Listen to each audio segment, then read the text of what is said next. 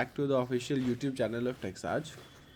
और आज के इस वीडियो में हम बात करेंगे कि जीएसटी नंबर सरेंडर या कैंसिल कैसे करें।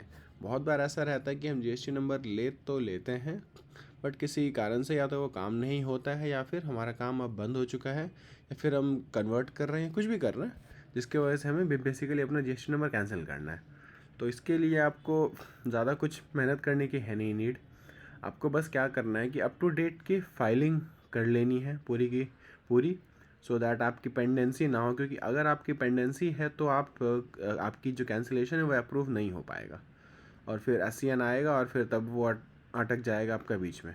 तो बेसिकली आपको करना क्या है कि पूरी अप टू डेट पहले फाइलिंग कर लेनी है, और इसके बारे में जो भी डिटेल वगैरह पढ़ना है आपको, तो आप इस साइट पे आके हमारे पेज पे पढ़ सकते हैं और यहाँ आपको बहुत सारी इन्फॉर्मेशन भी मिल जाएंगी। तो अभी हम बात करते हैं कि प्रैक्टिकल एस्पेक्ट की फ़ाइल कैसे करते हैं कैंसिलेशन। तो आपको जाना है अपने जीएसटी के पोर्टल पे, लॉगिन करना है, सर्विसेज में जाना है, यूज़र सर्विसेज में जाना है आपको, फिर नहीं रजिस्ट्रेशन में जाना है आपको, फिर यहाँ पे आपको मिल जाता है एक tab application for cancellation of registration. इस पर आपको करना है क्लिक धीरे से। फिर यहाँ आ जाएगा आपका डिटेल वगैरह, आप चेक कर लेंगे। एड्रेस अगर आपका सेम है तो उसको वेरीफाई कर देंगे, सेव एंड कंटिन्यू करेंगे। उसके बाद कैंसिलेशन डिटेल, ये बेसिकली पूछता है आपका यहाँ पे रीज़न क्या है कि आप क्यों कैंसिल करना चाहते हैं। तो इन सारे में से आप रीज़न अपना चूज़ कर लेंगे कि कॉन्स्टिट्यूशन ऑफ बिजनेस, बेसिकली अगर आपकी प्रोप्राइटरशिप फर्म थी और आप पार्टनरशिप में कर रहे हैं उसको कन्वर्ट या प्राइवेट लिमिटेड में, तो भी ये कैंसिल हो जाएगा क्योंकि कन्वर्ट नहीं होता है।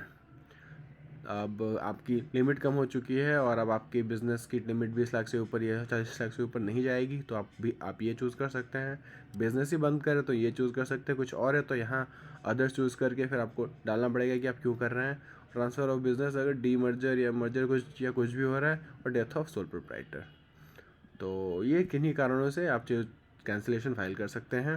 और याद रखिएगा, ये आप जिस मंथ में भी ये डेट डालते हैं, सपोज अभी आप डालेंगे अगर डेट 11 मार्च, तो आपको मार्च की रिटर्न फाइल करनी पड़ेगी अप्रैल में, यानी कि 20 अप्रैल को आपको एक रिटर्न फाइल करनी पड़ेगी GSTR 1 और GSTR 3 भी, चाहे वो क्वार्टरली है चाहे वो मंथली है, वो वाली आपको फाइल करनी पड़ेगी। और उसके बाद से फिर आपका कैंसिलेशन विद इफेक्ट फ्रॉम हो जाएगा। फिर ये वाला आप डाल देंगे, रीज़न जो भी है सपोज़ आप चूज़ कर लेंगे, फिर आप करेंगे, फिर यहाँ पे आएगी नेक्स्ट पेज में डिटेल इसी में कि आपके पास अगर स्टॉक वगैरह है तो कितने का स्टॉक है, कितनी इनपुट आपके पास पड़ी हुई है, टैक्सेस वगैरह कुछ पेड है, तो ये सब चीज़ें इसीलिए हैं ताकि आपका वो रिफ़ंड आ जाएगा। अगर आपको मान लो ITC पड़ा है या क्रेडिट पड़ा है, so you will get that refund in case you are closing your business. फिर सेव एंड कंटिन्यू करके लास्ट पेज में जाके डिक्लेरेशन वगैरह डाल के ये आपको फिर यहाँ ऑथराइज सिग्नेटरी चूज़ करके एड्रेस डाल के DSC या फिर EVC से आप इसको अप्रूव कर सकते हैं, और फिर आपका ये यूजुअली 20 से 25 दिन में हो जाता है।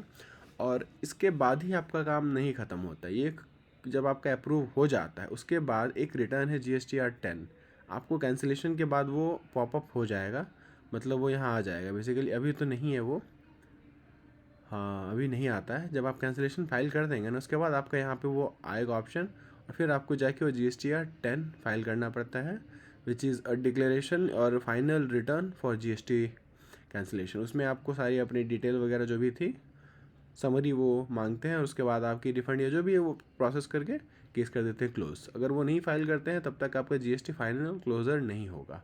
Please make a note of it. ये नहीं कि आपने एप्लीकेशन फाइल कर दिया और आपका काम ख़त्म हो जाएगा।